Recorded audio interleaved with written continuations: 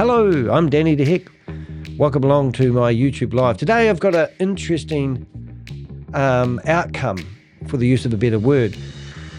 Before I get into the blog though, I want to set the scene properly, because this isn't just another breakdown of a scam after it's already collapsed. This is one of those situations where the warning comes first.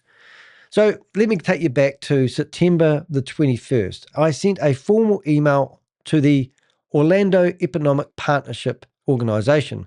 Not a casual message, not speculation, a clear evidence-based warning that Goliath Ventures showed all the signs of a Ponzi scheme.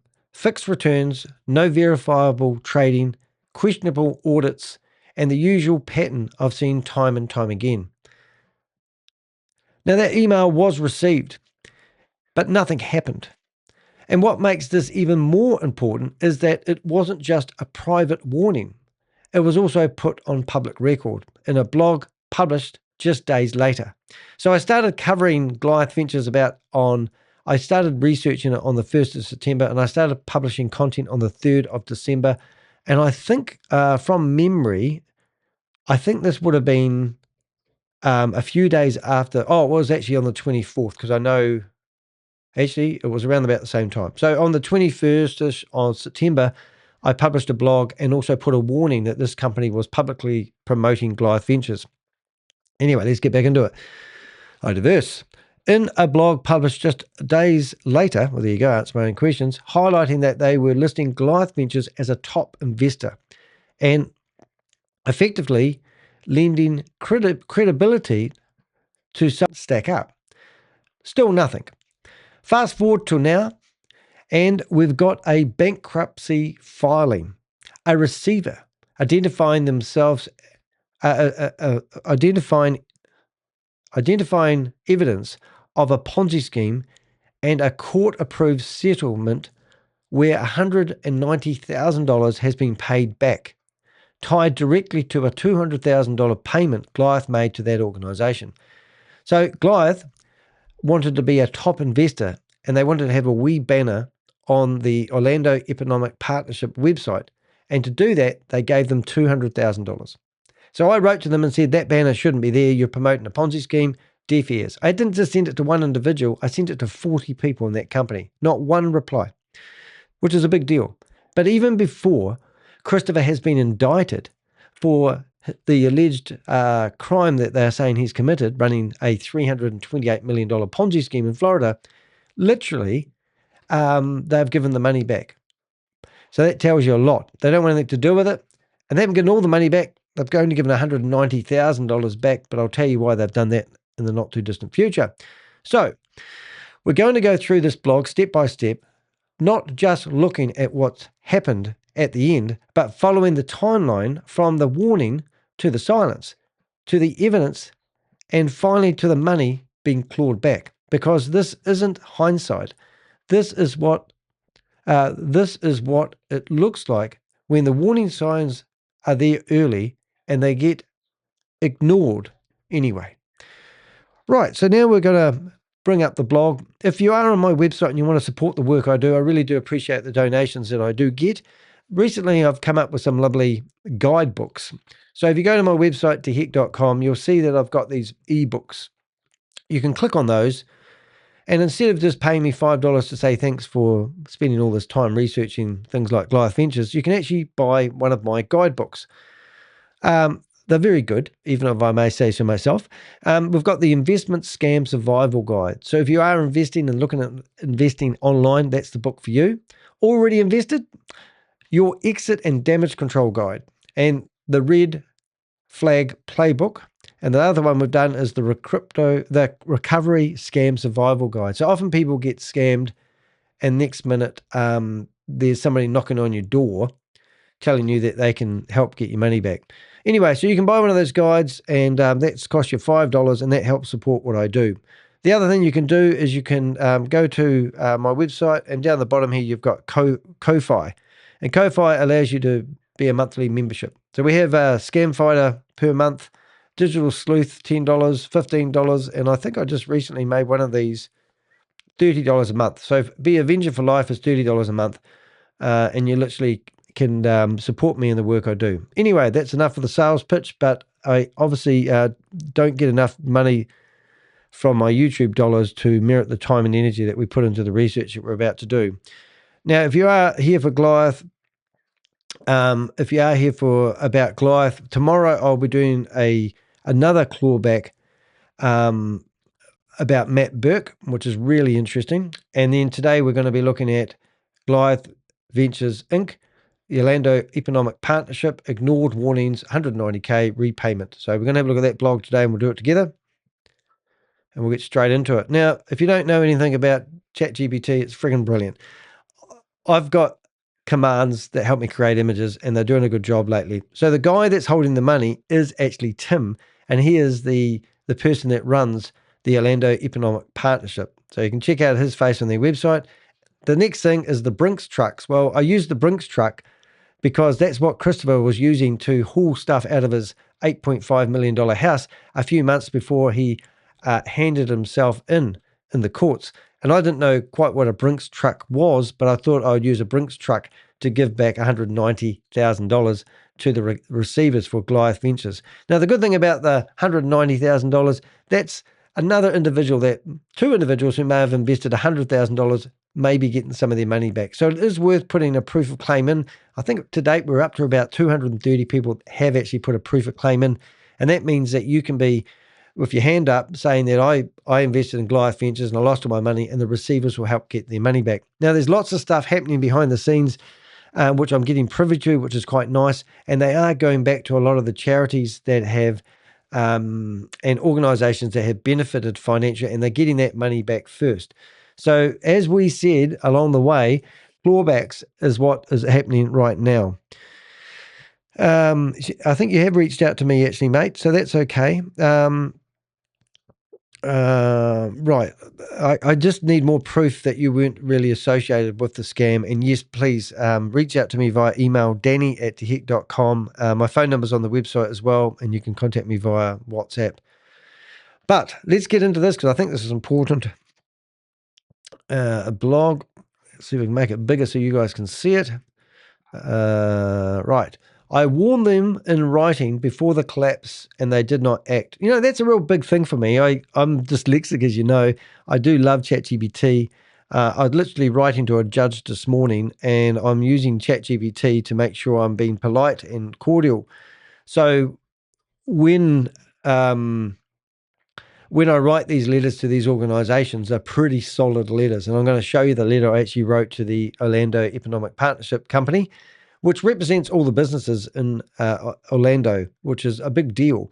And for them to have a trophy person and it being a Ponzi scheme or scam, and the fact that they paid $200,000 to have that banner, is kind of ridiculous. They didn't listen to anyone that was claiming they were a large-scale Ponzi scheme and scam. So let me get into it and show you what I actually gave them that they ignored. This wasn't a throwaway message or a vague concern blurred in the inbox. It was a direct warning backed by evidence sent to a senior leadership at a respected organization that was publicly promoting Goliath Ventures as a trusted economic contributor. You know, that's a major thing. And they got $200,000 for doing it. At the time, the red flags were already there, not hidden, not speculative, I can't even say it, but visible to anyone willing to look behind the surface level narrative. Fixed returns, no verifiable trading activity, questionable audits, and growing concerns for victims and whistleblowers. The kind of indicators I've seen before, and the kind that really end well. So everything about Goliath Ventures when I started investigating it was basically red flag, red flag, red flag. There was nothing about it. I even said from the very start, their own contracts is their sword. They will fall on their own contracts. And then later on, we found out those contracts were written by Eric Clayman. Eric Clayman is a defense lawyer, not a contract lawyer. And would you believe he was also an investor in Goliath Ventures? And at the end, before the collapse, He was trying to reassure everybody that they were trying to get a money services business license to handle money, and they were 80 days in, and they just needed another 10 days to calm the farm. And he was actually sending emails on behalf of Goliath Ventures, and his offices were the same office address as Goliath Ventures corporate office. Unreal. I know it's too good to be true, but what I'm getting at is, everything about this scam had red flags waving so much. There was a breeze coming off the screen when I started investigating Goliath Ventures. What followed is now part of the documented timeline. The warning was ignored. The endorsement remained in place. The scheme continued to operate, and months later, the same organisation that was promoting Goliath Ventures is now, what do they call it, tied to a 190,000 repayment through the bankrupt proceedings. So they've decided that they will give $190,000 back to the receivers that they got paid from Goliath Ventures. And this is before Christopher has been indicted. So this is a big deal. This isn't hindsight. This is clear sequence of events backed by correspondence, financial investigation, and court filings, showing exactly how credibility is built, how it misused, and what happened when early warnings were dismissed. Why did they ignore? So first of all, let's have a look at the letter I sent. Now, as you can see here, I have put everybody's email address that's associated with the Orlando Economic Partnership.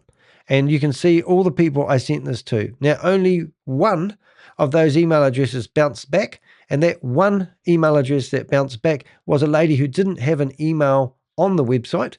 So I made up the email address like in the same pattern of everyone else. First name, dot, last name, and sent it off, and it bounced back. So I thought, well, maybe she doesn't have email. But it's a pretty extensive email. So let's have a read of the email I sent the Orlando Economic Partnership Organization. Dear Tim Giuliani and Orlando Economic Very quiet Partnership today. team, my name is Danny DeHeck. Is that I'm sounding an all right? investigative journalist who has been featured in the New York Times, Bloomberg, The Guardian, and other outlets for my work exposing Ponzi schemes and financial frauds. I am writing to raise a serious concern about your website's Join Our Top Investors, Champions for Broadband. Goliath Ventures Incorporated are currently listed. I want to make you aware that my investigation, along with multiple whistleblowers and victims, has uncovered overwhelming evidence that Goliath Ventures Incorporated is operating as a crypto-based Ponzi scheme. Investors are promised fixed monthly returns and guaranteed principal, yet there is no verifiable on-chain proof, no licensed custodian, no SEC filings, and audits promoted by the company have been proven to be fake. Multiple government agencies, including Homeland Security, with information also being provided to federal and state regulators, are already aware of and reviewing the activities of Christopher Delgado and Goliath Ventures Incorporated. Your organization does not want to be seen as promoting, endorsing, or connected to an entity that is under such serious scrutiny. Yeah. So, and then I put it down as promoting, which is really cool. So this is what I wrote about the promoting. By promoting Christopher Delgado and Goliath Ventures Incorporated as top investors, the partnership risks unintentionally lending credibility to what I and many others believe is a fraudulent operation. This not only damages the reputation of your organization, but could also make you a target of legal and reputational fallout once the scheme unravels, as has happened with other organizations that unknowingly promoted similar scams. I strongly recommend that you, 1. Immediately review and remove Goliath Ventures Incorporated from your promotional materials and website. 2. Conduct your own due diligence into Christopher Delgado's activities. 3. Share whether you are aware of any individuals or organizations in Orlando that may have invested in Goliath Ventures Incorporated through introductions facilitated by your network. Time is of the essence. The scale of this alleged fraud is already significant, with hundreds of victims across Florida, Canada, and the Middle East. The sooner respected organizations like yours distance themselves, the better protected your brand and your community will be. If you'd like, I can share detailed documentation, contracts, and newsletters that expose Goliath's inner workings. I am also happy to discuss my findings further. Yeah, so I left the door open. I gave them basically a smoking gun and got crickets. And these people aren't like selling hair dryers or work for Amazon moving products. These people are here to help businesses flourish and represent the business alliances, you know. And it was absolutely amazing that I just got crickets. So if you go to their website, I've gone to the Wayback Machine, and this is the website for Orlando Economic Partnership. And you scroll down here. Actually, I lie. It's there's a section called Top Investors on their website, and it's like these invest with us. So you click on that, and I'm pretty sure that was the page that they were on, and there it is. So I kept on looking at this, even the day that when Christopher got charged for his running a $328 million scam. There, everyone's kissing. This was still here. And it was actually breathtaking. So if you ever want to find something because you can run but you can't hide, you go to the Wayback Machine, or if you go to archive.org, and you can come here and you can see this website's been going for 5-6 years. And I think the one that we went to in January, I think that was the one. But the only problem with the January one is I do believe there was only the images are there, but they didn't load the image. But I'll show you in a second because you put your mouse over it. So you can see Goliath Ventures was advertised in that spot. Now, my challenge to anybody else that is advertising in this location, did you pay $200,000 to be here? Did Disney? Did Orlando Magic? Oh, it's loaded. Oh my goodness. Look at that. It turned up eventually. So did you pay $200,000 to invest with that? I would like to know, because I reckon that is a sneaky backhander. That's just my opinion. But if they're advertised there, I'm actually curious now whether that's going to load. I would love to know whether you paid $200,000. So warning that came before the collapse. On September the 21st, 2025, I sent a formal email, which I've shown you, to the Orlando Economic Partnership. And they call it OEP. It's such a tongue twister for me to say that. But anyway, this wasn't a casual message or a speculative concern. It was a direct evidence-based warning addressed to multiple senior figures within the organizations. Now, I also shared that email with a lot of other people, which I'll show you in a few minutes. At that stage, my investigation to Goliath had already uncovered consistent indicators. Is that right? Indicators? Indicators. I've got to trust myself.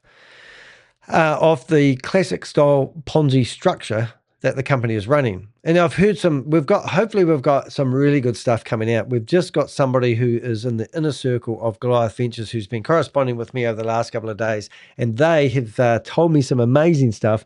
And I'm hoping that we'll be able to get them online to spill the beans and tell us all about the inner workings, because it's a very sad story about this individual and his loss, and how he was coerced, and how they were skiting about what they were doing, how they called investors dummies. So Christopher DeGaio and his 27 co-conspirators were calling people stupid because they weren't. And how can these people now claim they're victims when they were calling people stupid who were handing over their money?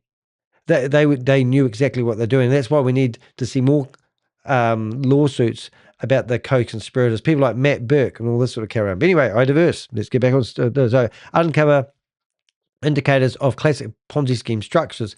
Investors were being promised fixed monthly returns alongside assurances of guaranteed principals. Yet there was no verifiable trading activity, no license custodialship, and no credible revolutionary oversight support. No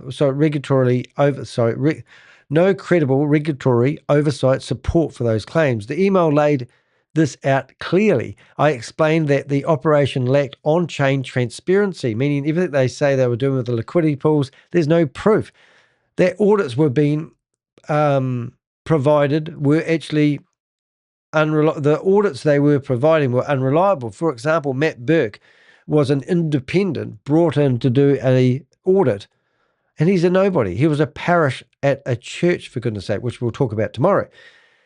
And that multiple whistleblowers and victims were already raising concerns. So I wasn't the only one doing it. I do have a team of Avengers. In fact, the team of Avengers, as you know, that's incorrect, because initially I did get an email from an individual stating that they have been investigating this, and they wanted me to look into it, and I asked them for a contract, and I got my contract. I looked at the contract, and I started my first investigation. And then as the process has been going on, we've found other people that were also investigating this earlier on, and now we've become a stronger force of Avengers. Whistleblowers and victims were already raising concerns.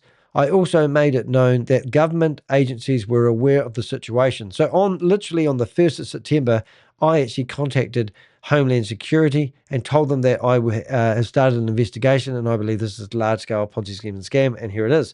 Meaning this wasn't just a theoretical risk, it was an active investigation environment. Still, the banner remained.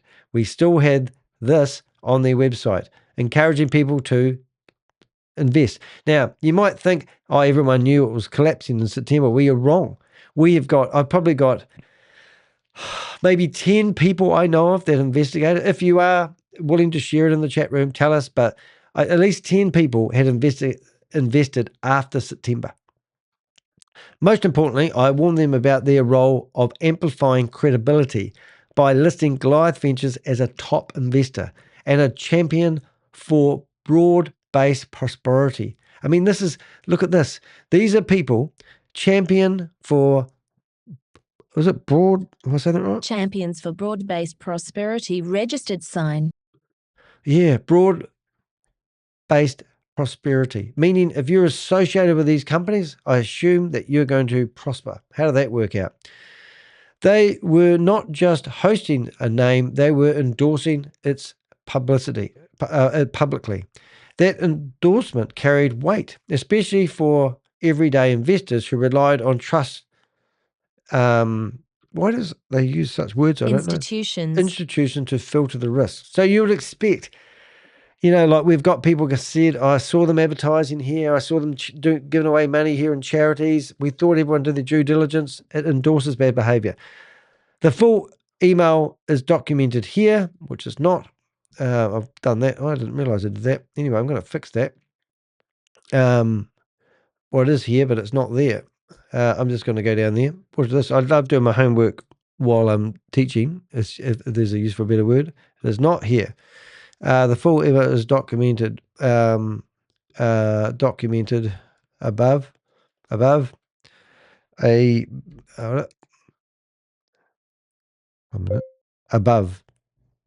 See, I can't spell. All right, that will do. All right, there we go. Let's carry on. Oh, sorry about that, guys. Okay, and the response, nothing. Crickets. No acknowledgement, except a non-deliverable by one person. No follow-up. No, was it indication? Indication that the concern was reviewed. The warning was received, and ignored. Right, public warning on record. This wasn't limited to a private email. I had already put it on public record. So I published a blog back then, and it was called Who's Still Profiting from Goliath Ventures Inc. Orlando Ponzi, Don't Drop the Soap. Now, that's quite a hard case, but originally we had this blog that come out. You can notice AI is not as good as it used to be. It's better now. And then when you come down here, we actually listed all the people that were investors. We found a lot of people, like at the time we didn't know much about Aspire Rejuvenation Clinic. Right. And these are people like, so for example, Aspired Rejuvenation Clinic is getting more money in than they are having customers at the door. Now, there's a technical word for that, and I'll let you figure it out yourself. But since then, this company has now been fined to $224,000 for copying somebody else's franchise model after inquiring about setting up a franchise and then just copy them. And there was a big lawsuit that's been going on for about 4 or 5 years, and they've just been ordered to pay $224 roughly dollars. It's all in there. But this company here is doing $300,000 or $400,000 a month. But now we've heard rumors, whether they're true or not, that Tomo was getting paid $500,000 a month from Goliath Ventures. He's been feeding it into his company, hoping it can prop it up. But there's Tomo there. He's a policeman for 12 years. Theoretically, he's built like a shithouse guy, and he eats cornies for breakfast. However, I'm happy to arrest him if I ever get the chance. So we went through here, and we went through people like the Rolex people, sushi restaurants that used to host lavish parties, the golf course that was hosting Goliath events, the real estate agents that were behind it all, the people that were endorsing. These people were all on their website when you went there. The charities, and we're not just naming some charities, but there was quite a few different charities out there. And here they are poncing around on the golf course. One of the people's in the photo there actually took an order for merch, and we've got a receipt of $400,000 that this person took for the merchandise. And just recently, I don't know if you saw, we actually had one of our storage hunters actually bought one of the abandoned storage units, and in it was full of merch from Goliath Ventures, and you can see they're all wearing the hats, but they've just wasted everybody's money. But one of the persons in that photo there was actually the company that supplied the merch, ironically. Osworth Realty. You can see all the names. So if you come down here enough, there was the big paragraph about and we published this blog, I think it was on the 24th of September. So 3 days after I wrote them a reply, never got anything back. And then we named all the charities that have been benefiting. We've emailed every single charity you can think of. We knew that Chris had a few Ferraris. Now, we're not saying any of the people's named here, actually. They were persons of interest. We knew that they had taken money from Goliath Ventures. We contacted them. This particular guy, this audio guy, he was absolutely lovely. He was just doing his job. It's not his job, I feel, to find out where the money's going from. But right now, the receivers might be asking him questions about, certain things. I don't know. And then Tyler Peters, for God's sake, he was an idiot. He rang me up asking me when the best time was to pull his money out before it collapsed. And then next minute, here he is with Christopher in Munich celebrating the Munich Beer Fest. Unreal. Some of the things that we've heard. He owns a luxury ski company, built it up. It's just, we put the warnings out there, like this guy that was doing fast laps in his car, all branded out with Goliath. We told him that he shouldn't have those logos on his car. We did the warning. All the people that were associated, all the people that were taking the money. We even reached out to where Pierce Curry used to work. We asked them for information on Wealth MD and Black Block, not to be mistaken as Black Rock, but My Black Block. And both these companies now, they've taken their websites down. And tomorrow we're going to be talking about how Wealth MD had a bank account with over $140,000 in it. They managed to reclaim that. So far we're up to $330,000 being recovered just by the receivers who are doing a fantastic job there. But everybody in here, London House, we mentioned, they were calling London House their offices where they did. So we reached out to London House. We got threats. I can't tell you, but it's some interesting thing. Then we found out, things that the way they were treating the staff. For example, Christopher was paying money to have the staff go into the toilets and do rude things with people. He was throwing money at them and they were doing it. So these were the persons of interest, all the people at the time. That list, we even put a list out there in the public arena where people could see the people on their person of interest list. That list at the time would have been 50 odd people, maybe 50 people at the most. That list is now 330 plus people. So this investigation has just begun. We've called it a $500 million Ponzi scheme and scam, and it's still growing today. The papers say 328 because that's all they can track in the bank. But now we realize they have debt as well, which is really interesting. So if the company has debt, like they owed an airline 723,000 K. There was people that were hoping to get paid that haven't. So that means they were even stringing people along, and it was wicked. And near the end of the Ponzi scheme and scam, they were actually telling people they would give 8% return per month. And that was what they were doing in Canada. Now, you might think that's unheard of. because you were getting 3% per month return, but that's what they were trying to do at the end, encourage people to invest, use that money to keep paying the old investors. Now, Punit Shaw, for example, now he's got this 7% club. The 7% club was getting 7% per month. Now, he recruited 500 people into Goliath Ventures. Now, what's happening to him? Well, he got arrested last night. No, he didn't. No one's been charged or arrested. But it will happen because they'll go and get the money while they can. They'll go get the low-hanging fruit. They just got $190,000 back from the Orlando Economic Partnership Company who was endorsing Christopher. They wasn't doing anything wrong. They could probably justify the spend of $200,000 to advertise on their website. You're right, big. Bit of a fluff ball. All right. So anyway, in my earlier investigation, as I talked about, published on the 24th of September, I'm doubling up here, I had already highlighted the Orlando Economic Partnership Association with Goliath Ventures and the risk it came with. At that point, the concern was clearly documented. Their own website listed Goliath Ventures as a top investor and champion for broad-based prosperity. I hate that word. We warned them they were performing a Ponzi scheme, and we got no response. That wasn't after the collapse. This was before the collapse.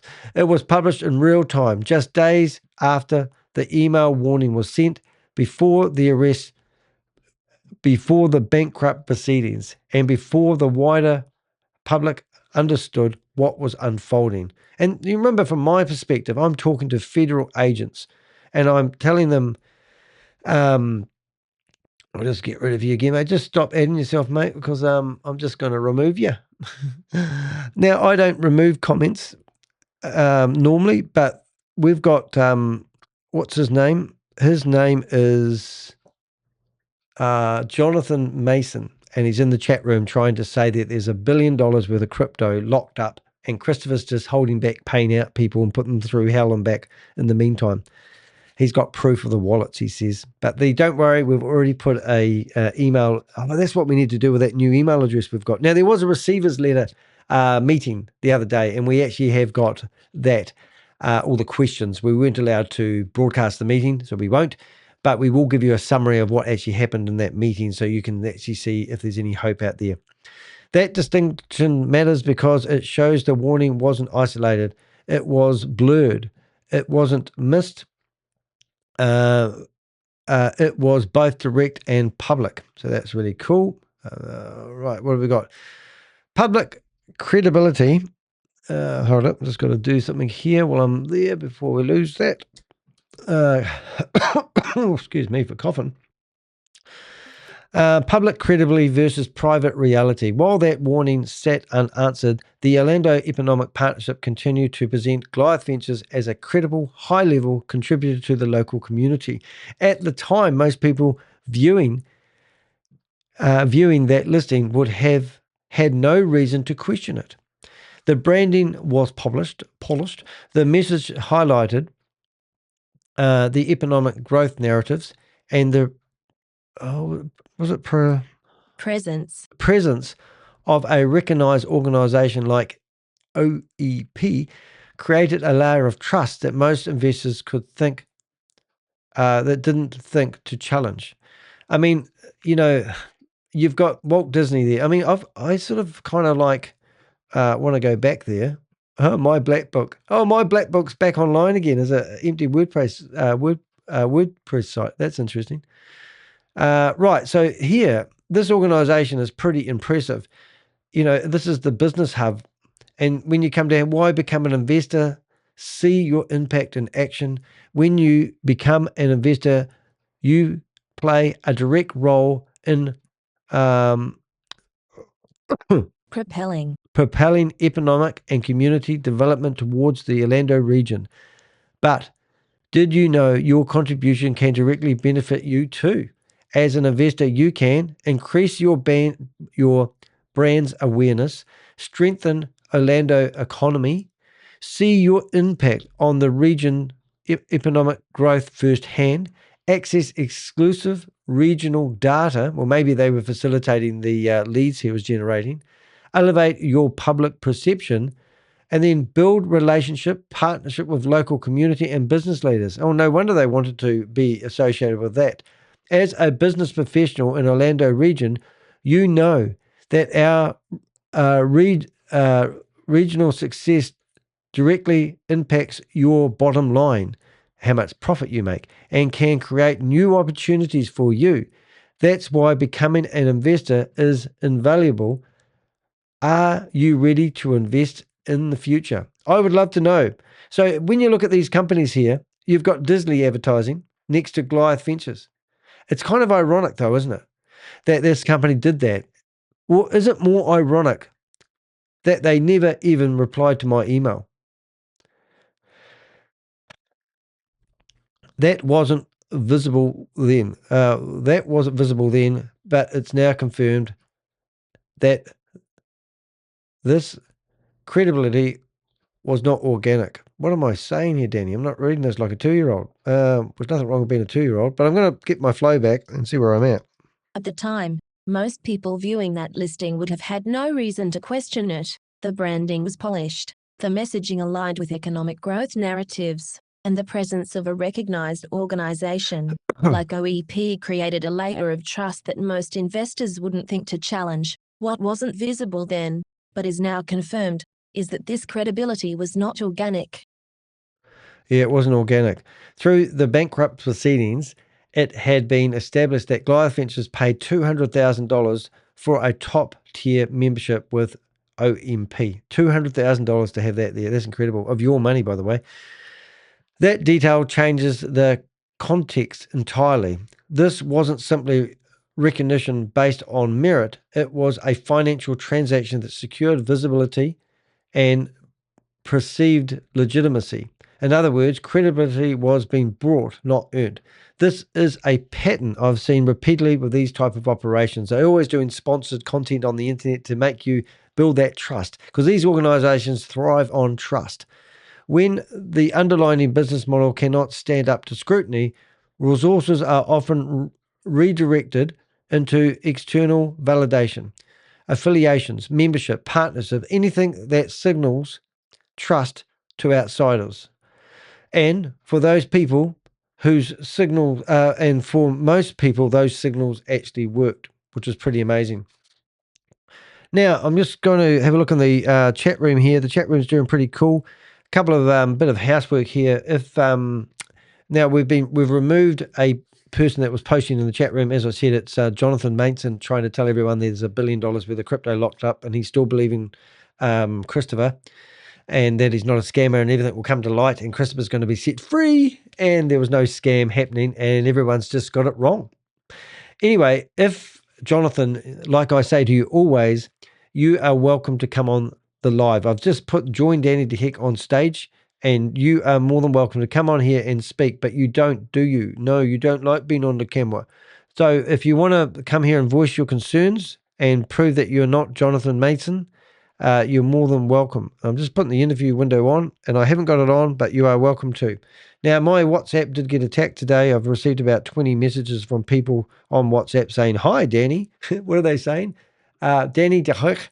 Danny De Heck, please tell me. They've sent me that message. I think they're using the wrong translator. So if I do get interrupted, you'll know all about it. So I've been vindicated. I was right. That's not what I'm doing this for. However, I did get vindicated in this particular case.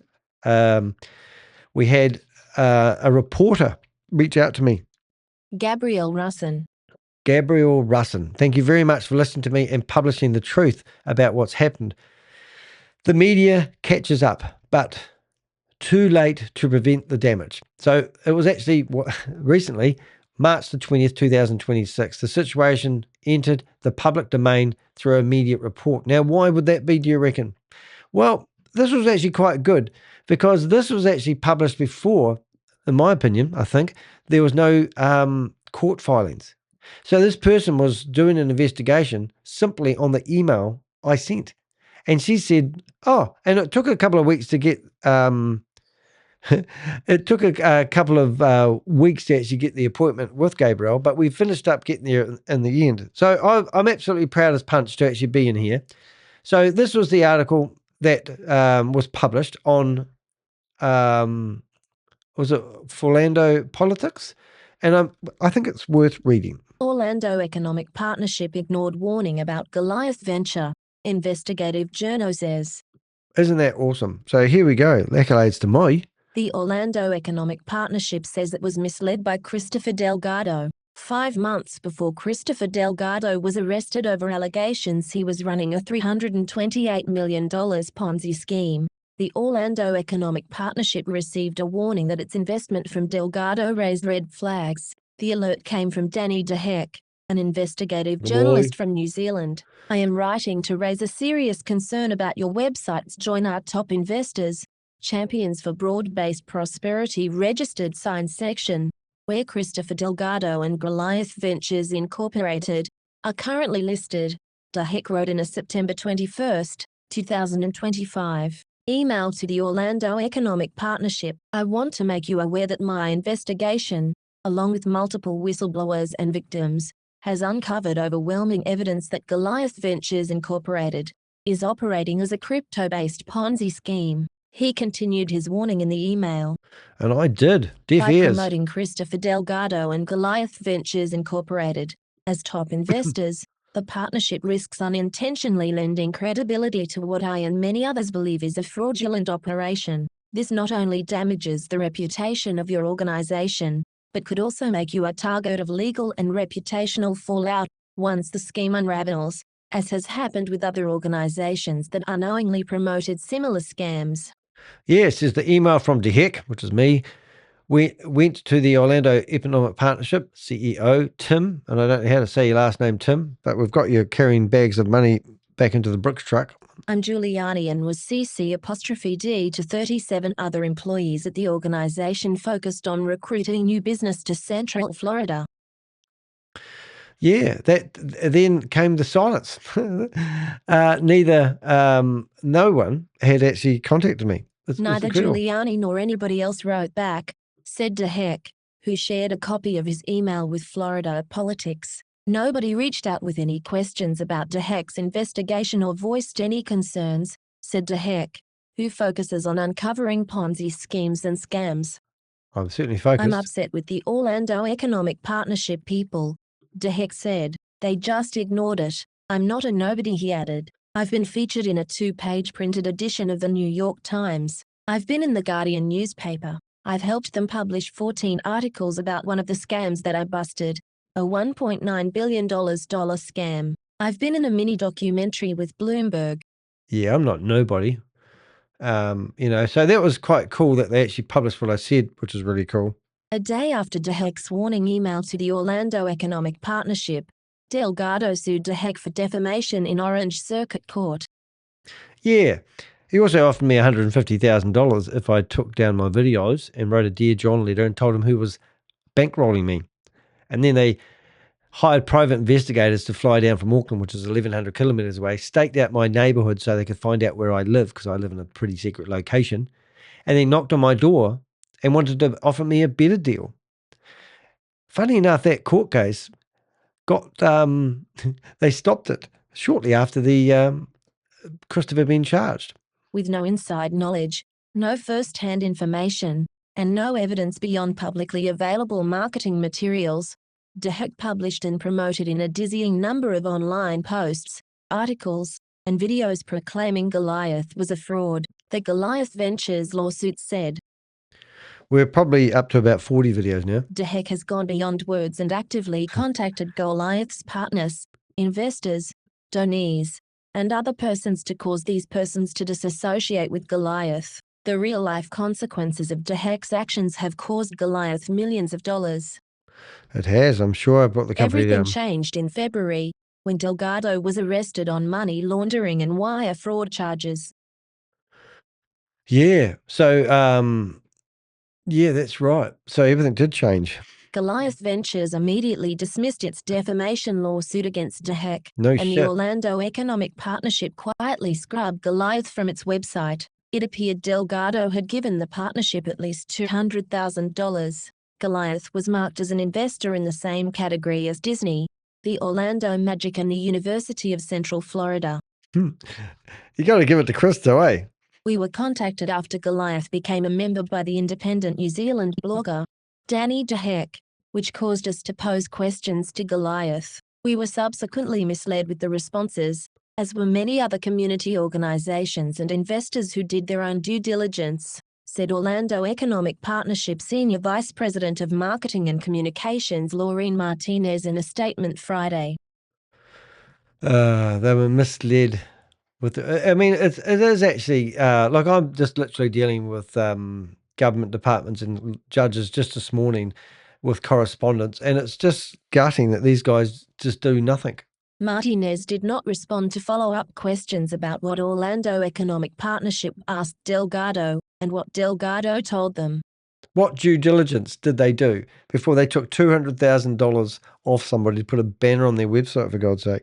Martinez has declined to say how much Delgado gave the Orlando Economic Partnership. They requested to be at our Champions membership level. Once they joined, they were inactive. No one from Goliath joined our board of directors. And this year we made the decision not to re-engage with them, she said in a statement last month. Oh my God, this is ridiculous. Running the Orlando cryptocurrency firm, Delgado used his reputation as a philanthropist and his affiliations with major organizations to lure in victims to be his investors. According to a federal complaint in U.S. District Court, he promised them guaranteed returns and then spent their money to fund an extravagant lifestyle, buying expensive cars and real estate, according to the federal court records. I'm going to be live until I finish my blog, so probably another 45 minutes. Somebody in the chat room. There you go. What matters here isn't the story that was published. It's the article explicitly confirming the warning was sent months earlier, in both timing and substance. The report identifies me directly as the source of that warning and quotes from the email I sent back in September the 21st, 2025, where I raised serious concerns about Goliath Ventures being listed as a top investor. It goes further, quoting my findings that the company was operating a crypto-based Ponzi scheme supported by whistleblowers and victims. It also confirms something just as important: the scale and the reach of that warning. These organizations need to work faster. I'm sick and tired of yelling at the FMA here in New Zealand. I get long emails. I get a week between each emails. I think I would do a better job running one of these organizations that allege they're looking out for the community, because I don't believe they are. I'll challenge any organization. They need to take more risks and actually go after these scammers, because these scammers are taking advantage of their turtle space, their turtle speeds, and blame it on regulations, or become a few vigilantes within those organizations and do something you're getting paid for. Put down the remote to the air conditioning and don't worry about the temperature of the room, because shit's about to get real. This email wasn't sent quietly in a single box. How come I'm saying that again? It was addressed to the TIM, which is the copy to dozens of staff within the organization. This wasn't a missed message. It wasn't blurred. It was delivered directly to people responsible for the oversight. What have I done this one already? Are we going backwards? No, just, I think I wrote that paragraph and it's doubled up a wee bit. So sorry about that, guys. So let's just summarize it. So we got silence, no reply, no questions. No attempt to engage with the evidence that had been represented. Maybe they went back to Chris and said, "Hey guys, what's happening with these accusations you get from Mr. DeHeck?" And they go, "Oh, we're going after him legally. We're gonna shut down the guy that was telling us the truth." I don't know. The articles also quote my reaction, which is really cool. "I'm upset with Orlando business partner people. They just ignored it. That statement isn't emotional oversight. It reflects the actual happenings real time. A warning was issued, backed by evidence, and it was met with inaction." That's typical. They're not a government department. But anyway, but the timing is critical. By the time this becomes a media story, the window for prevention has already closed. The endorsement remained in place during the period when the scheme was still attracting participants. So as I said, I had at least about 10 people reach out to me, which is a lot of people. Not everyone reaches out to me, telling us that they invested after September the 1st. And it was November, October, and December that people were starting to realize that their payments were getting seized. Still building momentum and still relying on external credibility to sustain belief. This is the gap that often gets overlooked. People assume exposure happens early enough to make a difference. In reality, it often happens after the damage has already been embedded. When the system has already taken the funds, built trust, and positioned itself through association that appears to be legit on the surface. People they have doubt, you see, which is really, really wicked. Disney supports MLMs. Well, how about that? Is it, don't they also own some massive site that has a lot of pornography on it? Just saying. I think they're shareholders in one of those big companies. Because I've got a story about that one day, but I won't tell it today. But anyway, and by that stage, the story isn't about prevention anymore. It is, I'll put that comment on the roller at the top. It's about what went wrong and who ignored the chance to act when it still mattered. Why haven't they still contacted me? I mean, Orlando Economic Partnership people who might be watching my video going, I wish that guy would shut up. Why don't you contact me and say, look, thank you very much for warning us. We're sorry. Blame it on one of your systems or processes. Tell us that somebody got fired from the company who ignored my email. All 37 of yous. Why did you ignore my email? Why do people ignore my emails? Because I send out literally hundreds of emails every year to organizations that are associated with people who are scamming. And I don't even get any interaction. I mean, we've had one of our Avengers ring up the school that one of Chris's banners is still hanging over the fence. I wish I had a picture of that handy because that would be friggin' hilarious. It's nice. Tia Only just sent me a message saying, thank you so much for protecting the victims. That's so nice that people send things like that. She was in my video yesterday. Anyway, court filings where the narrative is replaced by evidence. This is where the shit gets real. The next phase of the story doesn't come from marketing, media spin, or internal communications. It comes from the US bankrupt court, where claims are tested, evidence is scrutinized, and narratives are stripped back to what can actually be proven. At the center of the analysis is a motion for appeal of, now I don't know how to say that word. What's that fancy word? Compromise, a settlement. I see. That's a really good word. Filed as part of Goliath Ventures bankrupt proceedings. This is commentary or opinion. It's formal legal documents submitted by directors backed by receivers, investigators, and other financial affairs. Now, this is actually really quite a cool strategy. And I have to show you this document. We're not going to read it word for word. I wouldn't put you through that. But when you look at this document, what it actually is, it's somebody using common sense. So the organization's probably looking at it going, well, we've lost about $10,000. The rest of it might be profit. Why don't we offer to give back $190,000 of the money? So then the receivers, what they do is they look at this document and they go, well, that's fair. Because if we have to say, no, we want the whole $200,000 back, we're going to take you to court. It's going to cost a whole lot of money in legal fees. So somebody's made an informed decision. Somebody's given us, Christopher Delgado, Goliath Ventures gave us $200,000. Let's offer the courts and the receivers to give you $190,000 back. And if the courts go, well, that's a pretty good recovery effort. I'm pretty sure we won't be getting 90% of the money back, 95% of the money back that Christopher's been spending around town. So to get this much money back is pretty cool. Now, you can bore yourself to death and read a legal document, but I'm not going to do it.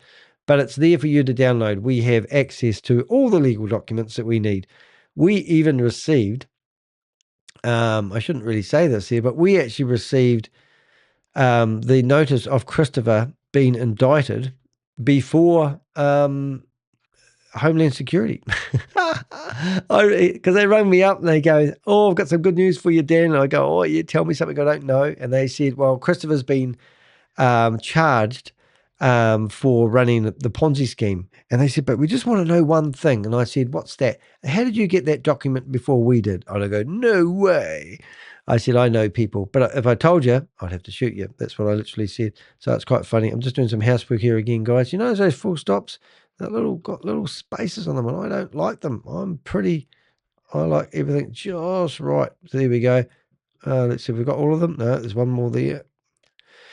Yeah. So why do I do what I do is what people ask me a lot. I don't really realize. But I tell you what, behind the scenes, I wake up in the morning. I wake up today. I went to sleep about 3 o'clock last night. And then I wake up from a deep sleep about 8:30. My partner was talking to me like I was wide awake. I'm going, yep, okay, honey. And then I get up in front of the computer and I go into my correspondence. I cleared all my emails back to zero, which I normally do. And then when I get up in the morning, there's 35 emails that have got to my inbox within 3 or 4 hours. I have now, looking at my WhatsApp, I have about 20 messages coming in right now. And they're all plus 91 numbers. And I've got to put together all this information. And then also I get some real sad stories from people. You know, listen to this person that rang me up the other day. They'd put $750,000 into it. It wasn't just some money laying around. It was their future, all gone. You know, this is exhausting work doing what we're doing. And when I see court documents, it's great. It really is. But, you know, now I'm understanding this is the scam that I've seen a different side of because we've never really dealt with victims. And as I said, we've got 330 people that are on our persons of interest list. And we've got literally, I think about 230 of those people are actually victims. Then we've got the co-conspirators. You know, it's actually exhausting work what we do. And I have to think to myself, why do I do this? Why do I wake up, go to bed thinking about it, wake up thinking about it? And I'm not the only one here. There's a team of Avengers. Like I can put a person's name into my Avenger list and they will go away and give me all the information that I need to know about this person. Even if we just get given a phone number, we will find you. And then all this information turns up on my desk and I don't even get a chance to say thank you a lot of the time. And unfortunately, my main Avengers don't get the praise they deserve. But they're watching my video right now when it's late in the evening when potentially they could be spending times with their family. And I just want to say thank you, guys, because I don't get a chance to respond to everything that I get. And then I put these articles online. Last year, I received 6 lawsuits from people who don't like me telling the truth. You know, and then as I'm doing them, I'm thinking, is it worth me jeopardizing what I'm doing for other people that potentially didn't listen to me, organizations that don't reply to me? And I'll be really blunt, it's bloody exhausting. But I keep doing it. And one day, I'm going to be rich and you guys won't know it. There will be signs. But I'm not doing it for the money, guys, but it's just exhausting. And there's other things going on I can't tell you about, but there's hope. So when I see these court documents, it's great. It's great because the newspapers pick them up and start doing articles about them. They don't get into it like we do. They don't live and breathe this stuff. They might be just grabbing a court document and then giving a summary of it and publishing something so they get their quota done each day. It's hard to know exactly what it is. Right. Anyway, so this motion of appeal to compromise and settle was filed as part of the Goliath Ventures bankrupt proceedings. This isn't commentary or opinion. It's a formal legal document submitted by debtors, backed by the receivers, investigating into the company's financial affairs. And there's a lot going on behind the scenes. People are saying, oh, you've gone quiet on Goliath. And I go, yeah, you sort of had to, as I said just previously, we hadn't really got into the victim part of our investigation. We're normally exposing scams and telling everyone it's a scam and they're calling us idiots. And we say, we're not idiots. We're really intelligent people.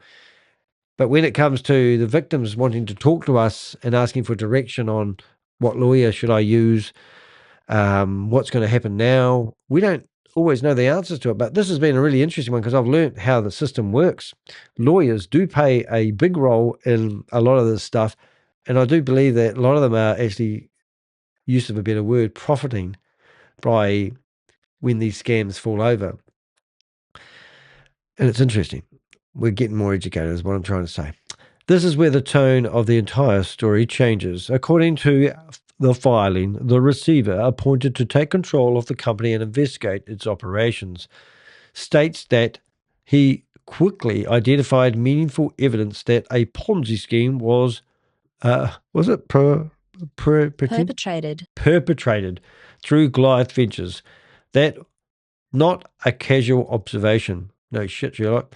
It's a legal position formed through financial analysis, asset tracing, and a review on how funds were actually moved through the business. At this point, the conversation moves away from what Goliath Ventures claimed to be doing, the promise, the branding, the public positioning, and focus instead on what the money actually doing behind the scenes, what the money is actually doing behind the scenes, because that's entirely what matters.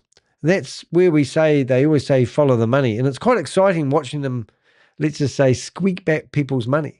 Because the clawbacks, we did a whole video about that, didn't we? What's going to happen at the end. Even at the end, when I did that video, I didn't really know what was going to happen.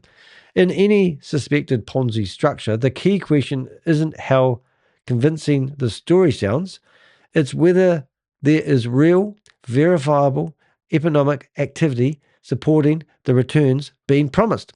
Okay, so you need proof. If somebody's going to, like there's people out there at the moment that are telling people to reinvest in Matt Burke's company, and they're offering 3.5%. Now, it is absolutely batshit crazy that somebody would back to back on the back of Goliath now be offering people to get back into the same furnace that burnt them to shreds. And then, the same breath, this is Jonathan Manson we're talking about, said that if you give us some of your rich friends, we will give you a backhander for sending them our way. So let's walk one of your mates or your business colleagues off a cliff, and just as you push them over the cliff, somebody will say, here's some money for doing so.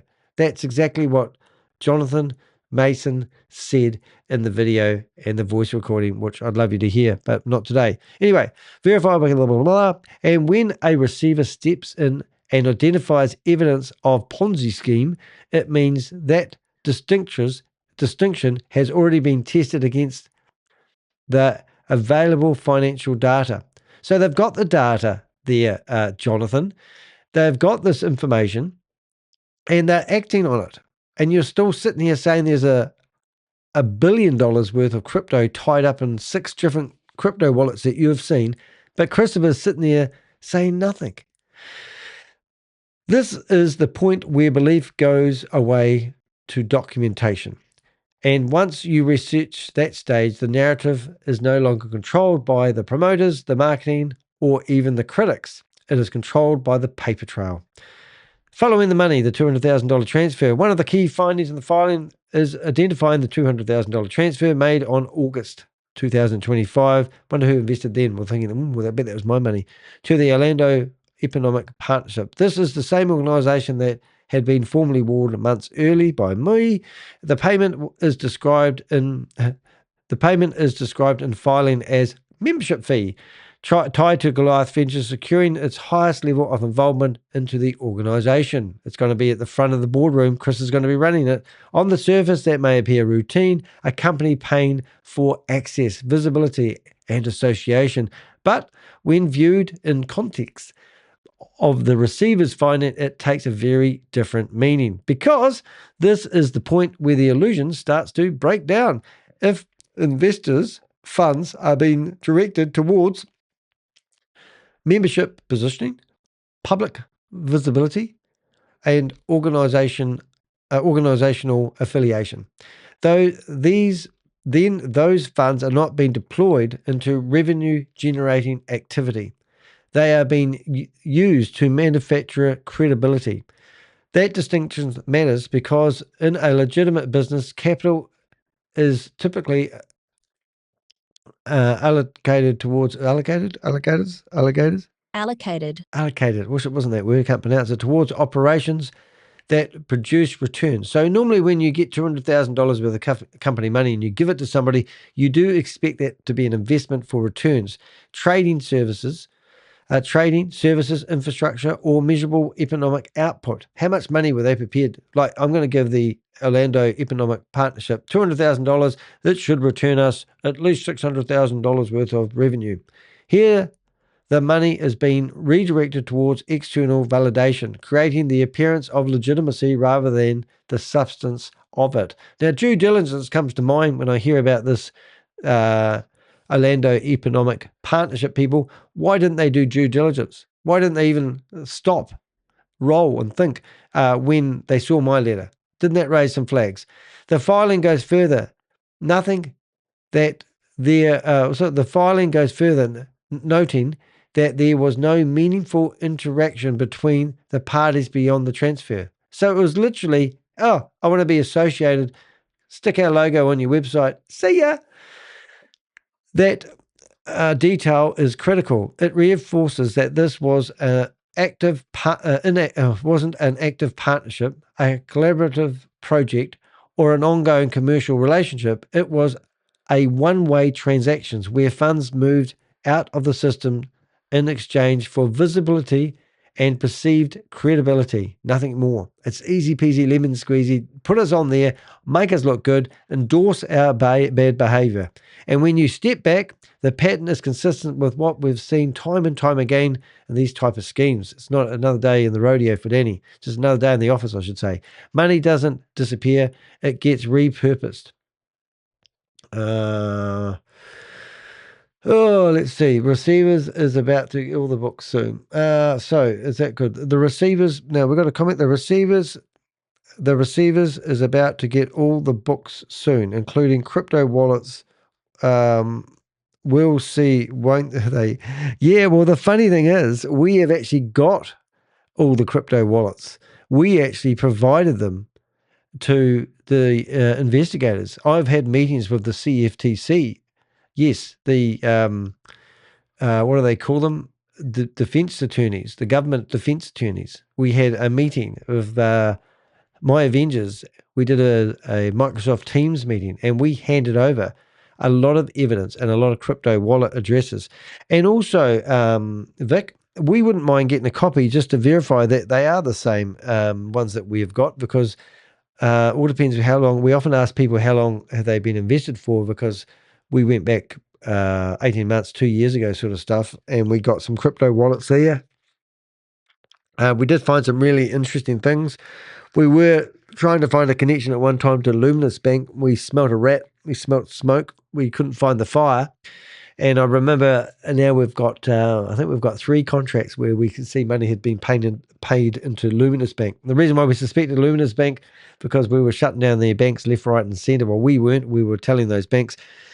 So literally the intel that we provided, the Bank of America actually shut down 2 of their bank accounts. And then we got accused of shutting down the Ponzi scheme because they couldn't operate because we were in control of their bank accounts, which is ridiculous. We just told the bank to check this bank account because here's a transaction coming in for $250,000 from some mystery person. They won't tell us his name, but it happened at this time, this date, and we believe they're running a Ponzi scheme. And then we got messages coming back from the bank going, whoa, they literally came back like that, going, whoa, we will investigate. They ran their own investigation.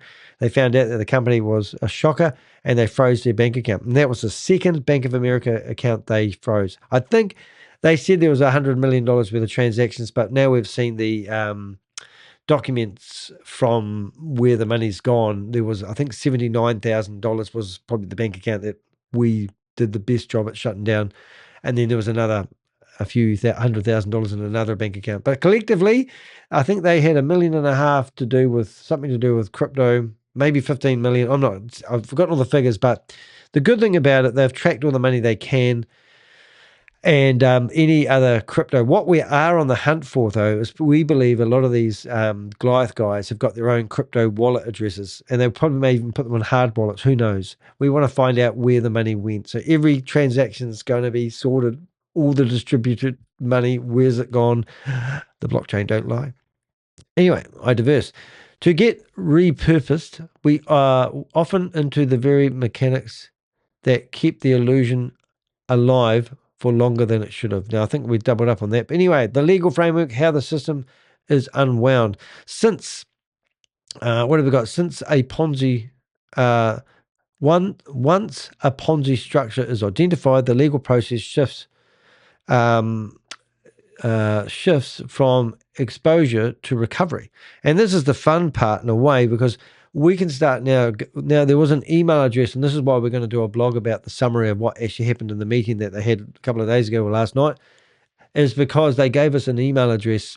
I think it's something like goliathventuresrecovery@gmail.com. And if you've got any intel whatsoever, you'll be able to email that email address. Now, that gives me a great opportunity and my Avengers a great opportunity to give them more intel. So, for example, I've got an invoice here from an individual that's received $400,000 for Goliath Ventures for theoretically delivering what we believe $100,000 worth of merchandise. Now, there's $300,000 there. I believe that's a backhander. Now, I could just say that because I'm saying it, but they can investigate it. And then, it just goes on and on and on. But anyway, I've already done that. So they've already got that. So I've heard now that that person's becoming an informant, which is really nice of you to help out. Funny. Anyway, the Ponzi screenshot is often identified. Legal process shifts from exposure to recovery. The focus is no longer proving that the business claimed what the business claimed to be, but on the restructuring where the money went and whether it can be brought back into the estate for collectors. Now, that's really cool. So the same thing where they were trying to defend themselves is now going to be taken reverse engineered.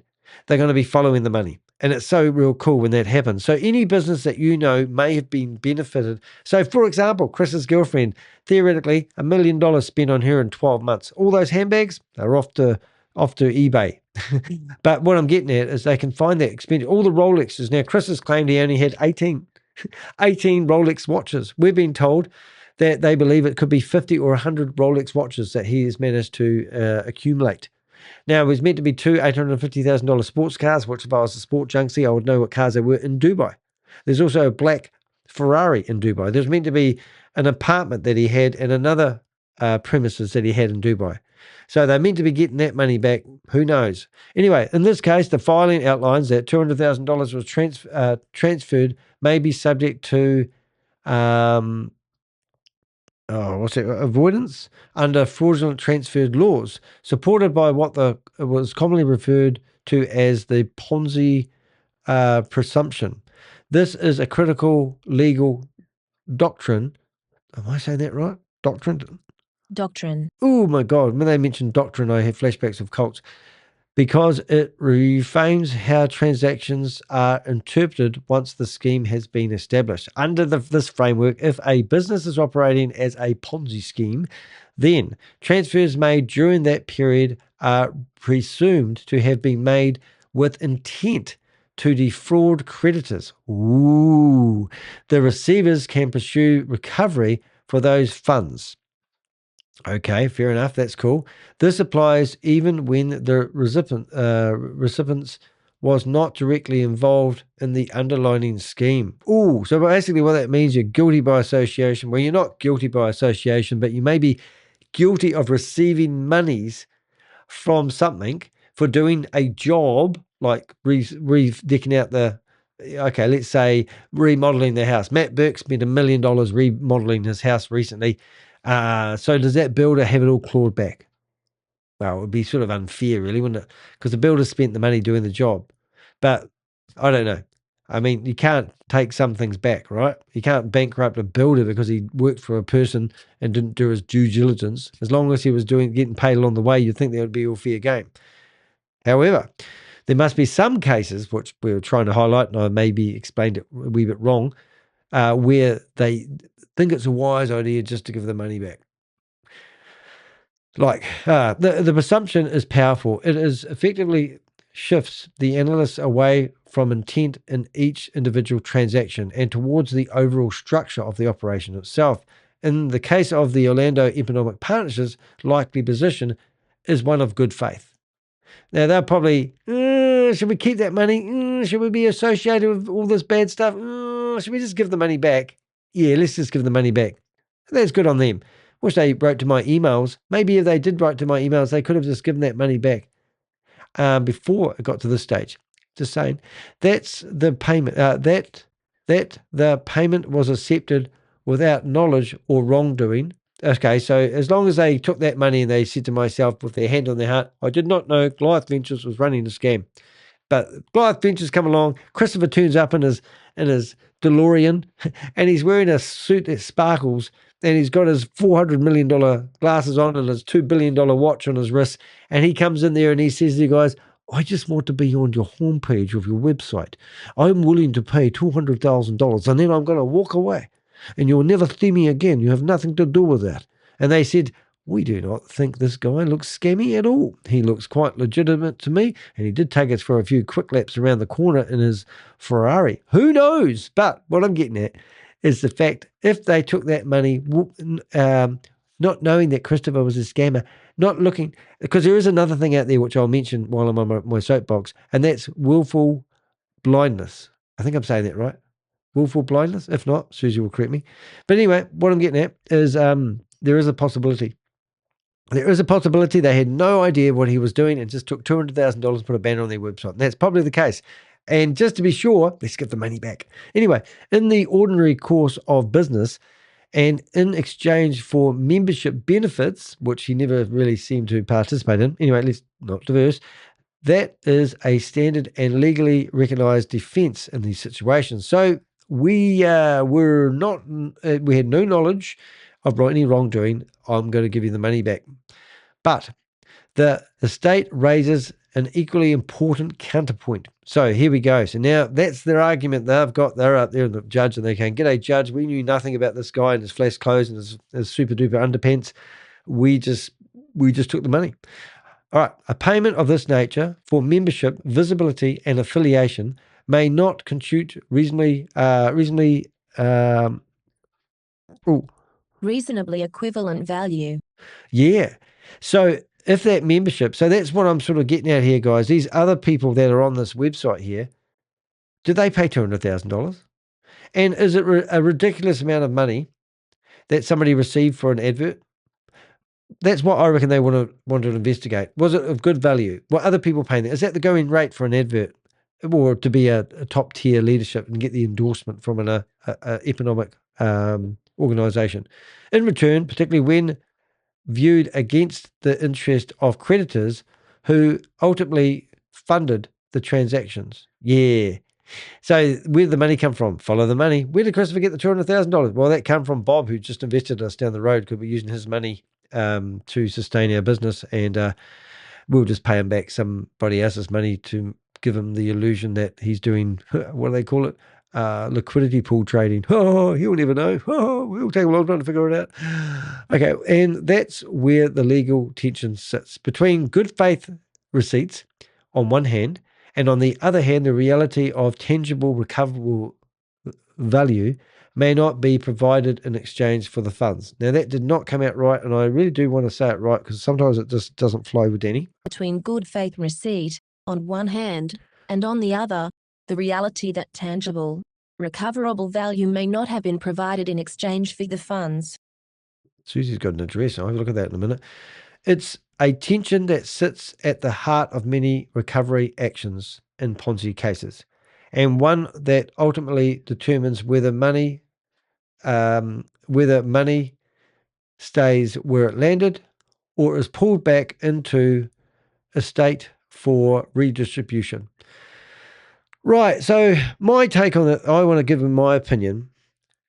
The other side of it, if they did a lawsuit against the Orlando Economic Partnership, and they said, because of your advertising and promoting and endorsing Christopher, we believe that $30 million was raised through that advertising, and now we're going to do you for maybe claims of false advertising. It could have been a real risk for that organization. But by giving the money back, it's basically used common sense. But on the other side of it, have they endorsed Christopher to the extent that if they did take it to court and push it all the way, that they were responsible for driving people into investments? That would be my take on it. But I wouldn't want to spend the next 5 years in court and then potentially lose. And then at the end of it, they just have to pay back the 190, and here's your lawyer's bill for $200,000. Now, why was it only $190,000 returned? Rather than prolonged litigation, a settlement was reached, $190,000, but paid, excuse me for going figgy, whatever it is, within 10 days of the court appeal. They've got about 5 left. In exchange for mutual releases. So basically, stop looking at us. We might have Walt Disney paying us $2 million a year. Go away. We don't want to look. No, I don't know. This represents a 95% recovery from the original transfer. Okay. So it is a real tricky one for me because I'm looking at this and I'm going, okay, so I got money and I had to give it back, but I took the gamble, and at the end of it, all I'm going to do is basically, if it all goes pear-shaped, I'm just going to give the money back. So you might be sitting there thinking, I put $100,000 into Chris, and I actually managed to get $30,000, and I got my $100,000 back. I've made $30,000. And then somebody taps you on the shoulder and said, hi, I'm Danny. I've got you as a person of interest list. I know that you've gained from your investment with Goliath Ventures. We want that $30,000 back. And you go, yeah, no problem. And you give the $30,000 back. I walk away with $30,000 that I can give back to people that lost money. And you save yourself from getting any harm done. I don't like that. I think that if you know that you're sitting on $30,000 that you've got from a Ponzi scheme, you need to keep your $100,000 and raise the flag and say, come and get my $30,000. I've got it here. Because that's unethical. And you know that $30,000 now doesn't come from liquidity pools because there was no liquidity pools. You know that $30,000, I'm just using it as a wild example, that $30,000 is actually from some other poor bastard who's just found out that it's a scam and they've lost all their money. So if you're up on the ante, give the money back. There's an email address there. You can reach out to me. I'll tell you where to send the money. Alrighty, the settlement $190,000 rather than promising prolonged blah blah blah. 190 within 10 days, exchange mutual 95% recovery of the original funds. That was fast. From the legal standpoint, this is a pragmatic outcome. Is it pragmatic? Pragmatic outcome. Litigation, even with a strong claim, induces cost, delays, and uncertainty. It requires time, resources, and the risk of proceedings could stretch out with no guarantee of a better result. I would have actually gone back to them and said, well, we want you to pay $400,000 back or we're going to go to court. That's what I would have done. By securing a near total recovery quickly, the real estate is able to maximize returns for creditors without exposing them on further, what's that word? Oh, funny words. All right. Erosion through legal cost and delay. Well, it does make sense. But as I said, you'd have to prove that their adverts and their advertising cause more harm. But okay, we just took a risk. So somebody comes along wearing a Lamborghini and a bright shirt, lots of jewelry, and got blonde hair, and he basically gives you $200,000. Now you can take that $200,000 and you can just sit on it, hoping that you'll never get caught. And when you do, you just hand back $190,000 and go, I'm out. Sorry about that. I'll just give the money back. Not a problem. That $10,000, I bet that $10,000 was how much it cost them in legal fees. Just saying. That's my take on it. Anyway, somebody else might have the same one. Anyway, what have you got down here? Well, except Disney loves MLMs. Okay, all right, it's good. What have we got? Is falling is right now. Oh, good. Yeah. Yeah. Interesting enough. I think Disney actually invests in all sorts of companies, don't they? This is a direct financial consequence tied to transactions that were identified, questions, and warned about in advance. The payments that were once functioned as signal for credibility are now being partially reversed through the court-approved process, reframed not as a badge of legitimacy, but as a recovery pool of funds linked to a Ponzi structure. And that shift matters. Now, one of the Onyx Reserve guys are about to advertise on here. There's a space free, guys. Onyx Reserve, which currently is being investigated, just saying, they are going to have their banner here any day soon. And look at this. You can have all these other banners. Anyway, diverse. All right, this shows very clear scrutiny and accountability. It shows in very real terms how the system moves from promotion to scrutiny and ultimately to accountability. So they've been held accountable, or have they? I don't think they have. I still expect to see. Okay, so the pattern becomes clear when you lay out the full timeline. The sequence is difficult to ignore. So just imagine this, ladies and gentlemen, September the 25, a detailed warning sent by me truly. No response, no action taken, no surprise there. Public endorsement continues. Credibility remains in place. March 2026. Media confirms the warnings was ignored. Okay. Bankrupt proceedings. Evidence of a Ponzi scheme identified. Settlement reached $190,000 returned. But it's kind of ironic, really. This isn't theoretical model. It's a real world sequence of events documented across correspondence, media reporting, and court filings. And when you step back from the individual moments and look at it as a whole, the pattern emerges. One that we've seen repeatedly across different schemes, different jurisdictions, and often different industries. These operations do not exist in isolation. They are real layers of external validation, organizations, affiliation, endorsements, and helps create a framework of trust around them. To the average investor, these signals matter. They act as shortcuts for due diligence, reinforcing the belief that someone somewhere must have already done the necessary checks. Now, I need to reiterate that that's exactly what these sponsored articles are doing. We know that Steve Davis paid the Business Insider for a sponsored article, and then we reached out to Business Insider magazine and said, "Are you kidding me?" And literally, are we kidding? So, you know, it's just not right. Anyway, but the reality of those layers, those layers often function very differently. They do not always reflect the verification and the oversight. So what I'm saying is all these organizations helped endorse what they were doing. And that means that people get slack and don't do their proper due diligence. So stop giving your money away. Every time you're going to hand your money over to somebody to do an investment, just stop, ring up me and say, "Hello, Danny. I'd love to know what I should be doing here." I'd love to know about it, because stop giving your money away. Every day you give your money away to idiots that you don't even know how to contact. They don't always reflect deep verification or oversight. In many cases, they are transactional, surface level, or simply accept at face value. People are investing money on face value.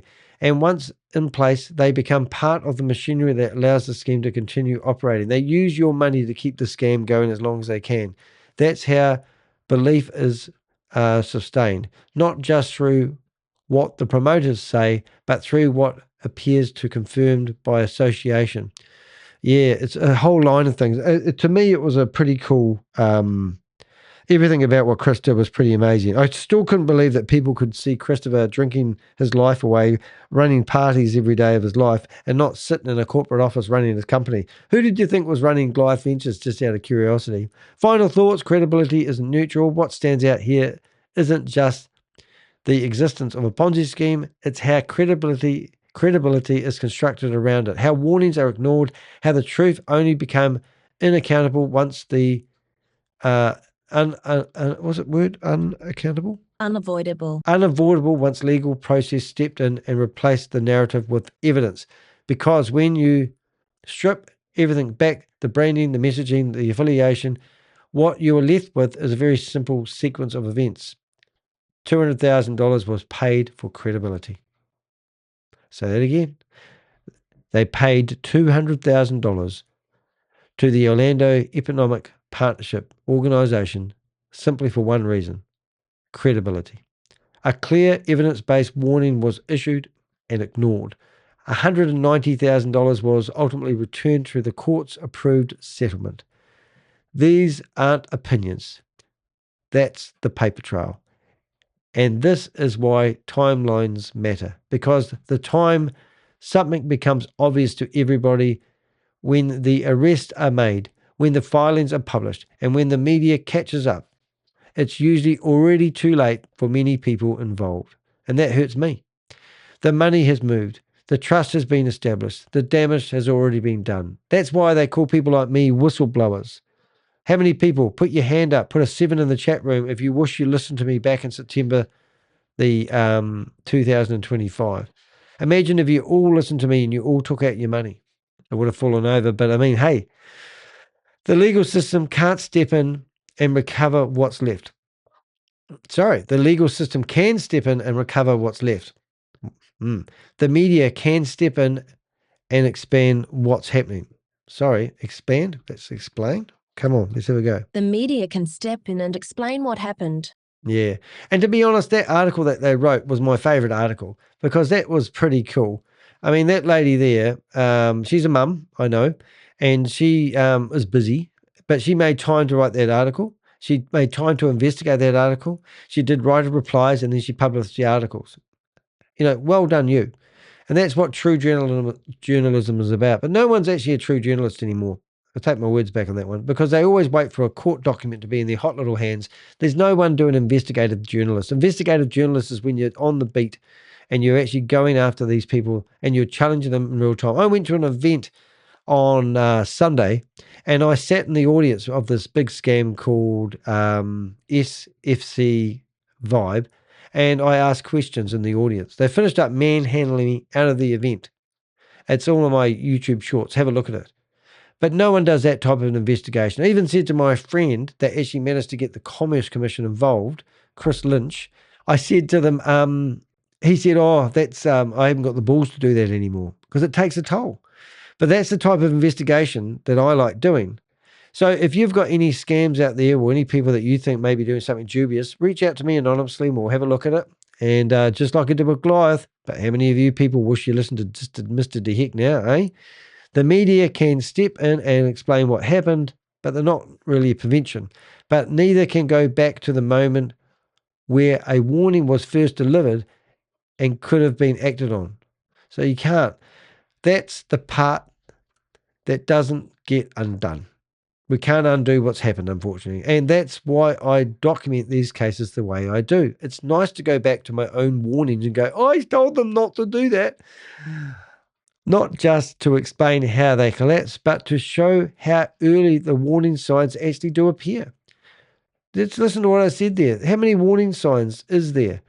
For those willing to look beyond the surface and follow what the evidence is really telling them. Now, on the bottom of all my emails, I put a disclaimer, not because I'm scared you're going to sue me, because I quite like being in the courtroom these days, becoming a bit of a lawyer, just saying. But we actually rely on open source intelligence. We ask people who have been involved to provide us screenshots, emails, the whole 9 yards. We put it all together, then we try to verify it as best we can. We don't do things illegally. We rely on publicly available records, archive web pages, corporate filings, domain name data, social media activity, and open blockchain transactions. No private data, hacking, unlawful access methods were used. We just do it the proper way. Oh, unless we get caught. Well, that's what we say anyway. Might not be true. Could be. Anyway, so here you go. You got Tim from the Orlando Economic Partnership putting $190,000 into the BRICS van. And look, who's got the money? It's the crypto Ponzi scheme Avenger. Hey, look, if you want to support what I do, I really appreciate it. Click on those buttons on my website. But think about becoming a member of my website. If you can't afford it because you lost all your money to a scam, I understand. I hear you. That's okay. But what you can do that costs nothing, as long as you're logged in on your phone watching me, make sure you subscribe to the YouTube channel. We're here. We're here to help people, and we can do things. If you click on Goliath Ventures on my website, deheck.com, you can actually go here and you can get all the phone numbers of the partners. We put them public, not like the newspapers. We've got a timeline. On the 3rd of September, Dan DeHeck launched a public campaign exposing Goliath Ventures. On the 14th of November 2025, Goliath Ventures informed investigators they had no funds. There would investors that no funds would be dispersed. And clinging to online audit excuses. And then on the February the 24th, the US government shut down Goliath Ventures and arrested Christopher Delgado. Now, there's a lot of stuff that you don't know about. He was actually helping the investigators long before he walked into the police station and handed himself in. Also, the books for the banks were actually audited way back. We actually had word of that. We have been documenting everything. We've found where he got the idea from, the liquidity pool idea. We've got people that are willing to talk to us, tell us who gave Christopher the idea of making out that's a way to tell people to invest in the things I was doing. We've got the receipts, we've got the photos, we've got the people, and we've also published around about 35, maybe 40 blogs on it, and we will keep you up to date. So tomorrow, we've got an interesting one on Wealth MD. Now, Wealth MD, there's the Wealth MD, Matt Burks was actually meant to be, I think, the CEO of that company. So they found money in Wealth MD's monies. They found 141K in a Wealth MD bank account, which is now another lot of money that's going back to the receivers. But Matt Burke, well, we're holding a lot of hope. Now the feathers have again ruffled. Matt Burke's been questioned. Isn't that exciting? So here's Matt Burke here with his lovely wife. You're probably wondering why I'm putting his lovely wife in there. Well, that's what we do. We name and shame individuals. That picture was actually on the church's website. And Matt Burks is a minister, a pastor, something you eat with cheese. Anyway, he has actually been scrubbed from the church's website, which is absolutely batshit crazy. So if you, we've also got all sorts of stuff. So tomorrow we'll go through this blog. We're doing 2 Goliath Ventures blogs together.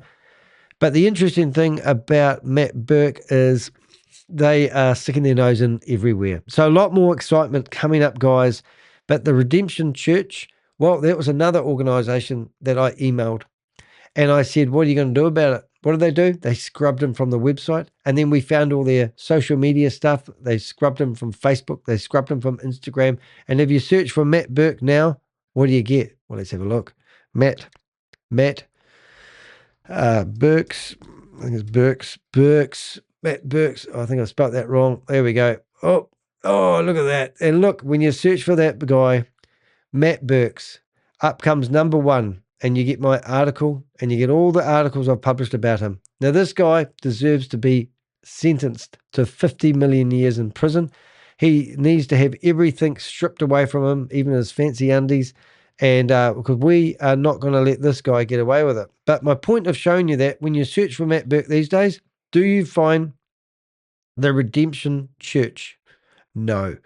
They have scrubbed him from every part. So here we go. You can see.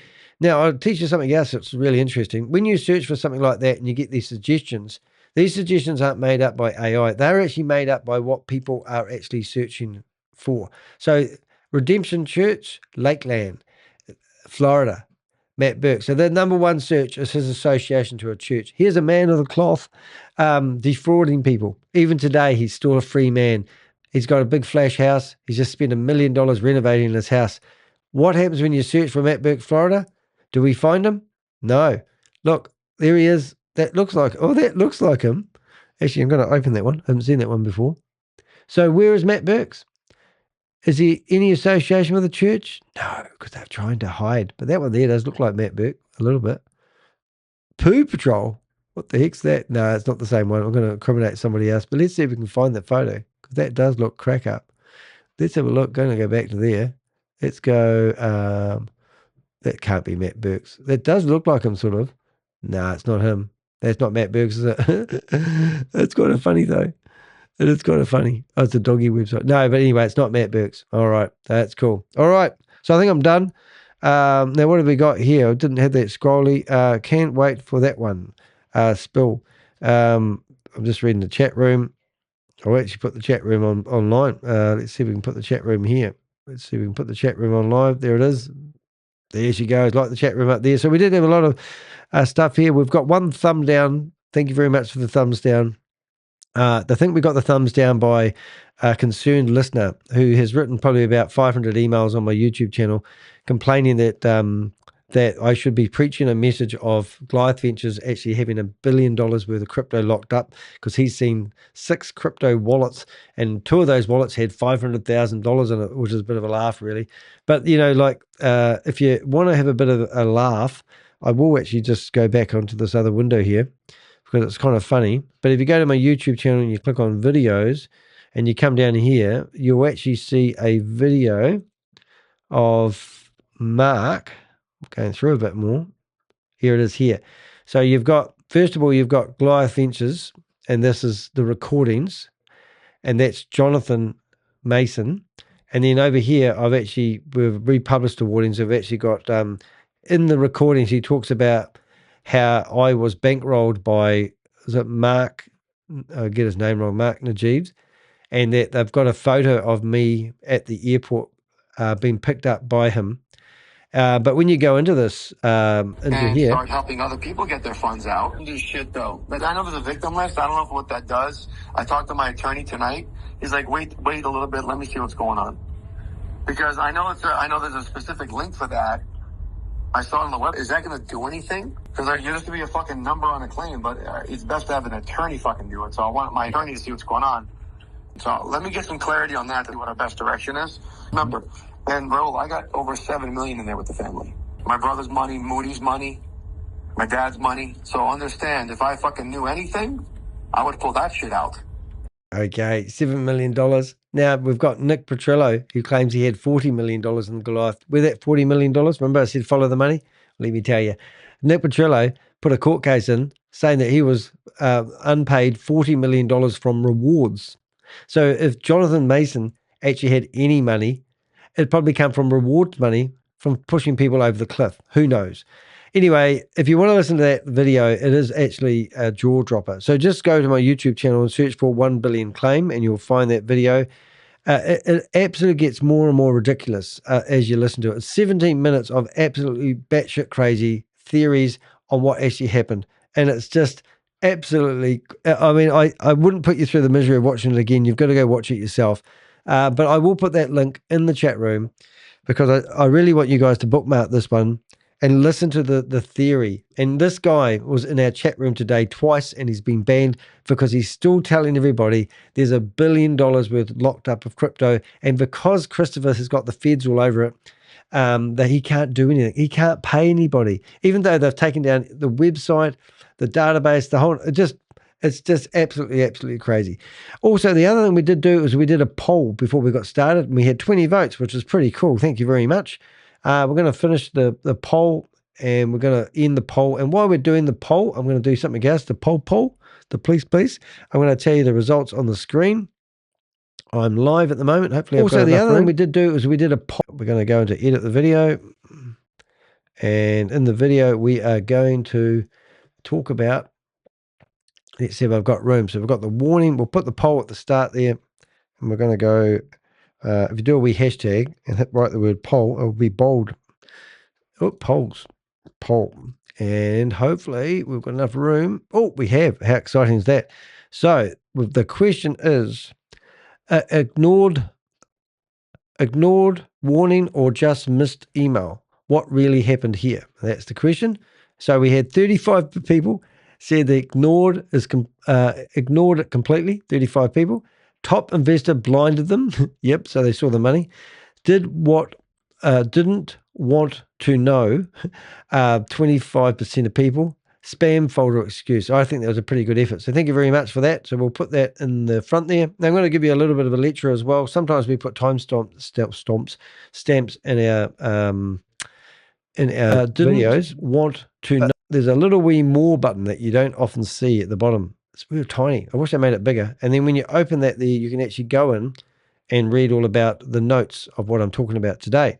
And the next thing you can do is you can read the full investigation.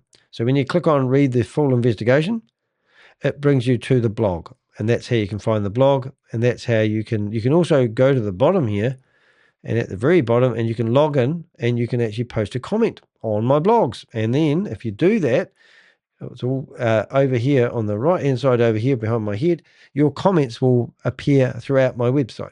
So it's a great way of doing it. And I do try to interact with as many people as possible. That is me.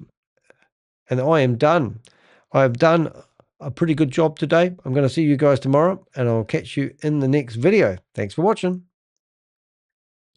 Now you're probably wondering why I'm still here. That's because I record all my stuff live, which is quite scary sometimes. And what that actually means, I record live and then I chop it up and republish it afterwards. Now I do that for one or two reasons. I don't normally tell people why I do that. My content is continuously under attack. Live videos are harder for people to remove off the internet if they decide that I've done something bad, like name them, which like our friend, and that's the truth of the matter. But if I republish a blog, normally the person that's moaning and groaning about it, one of those videos will go, but normally not both. So I sort of future-proofed myself for people who don't like stuff that's gone down. We don't need poo-poo patrol. We don't need that anymore. We don't need to say goodbye to Gabriella, whatever her name it was. We need to get rid of that. We need the economic, we'll get rid of that. And we got rid of that. What are we down to now? We're down to Christopher cooking. Whenever he's going to get a job working back at In-N-Out Burger. Hope so. And then we've got my memberships. We've got my books that you can purchase. And, we've got some exciting stuff too. Listen to this. Oh, okay. But I would have to put in the money first.